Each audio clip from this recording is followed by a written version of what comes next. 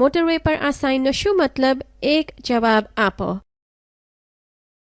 Motorway પર હંગામી ચિહ્નો જાણવા અને તેનું પાલન કરવા મહત્વ હોય છે. તેઓ ત્યાં ચોક્કસ કારણસર હોય છે. તમને કોઈ જોખમ સીધે સીધું ન પણ જોઈ શકો, કારણ કે મોટરવે પર ટ્રાફિકની ગતિને લીધે ચિહ્નો અગાઉથી ચેતવણી આપે છે. હાર્ડ શોલ્ડર પર હટી જવું,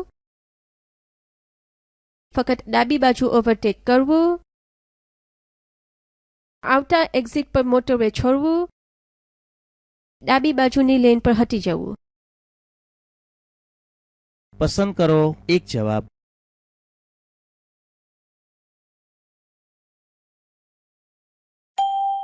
પસંદ કરો એક જવાબ.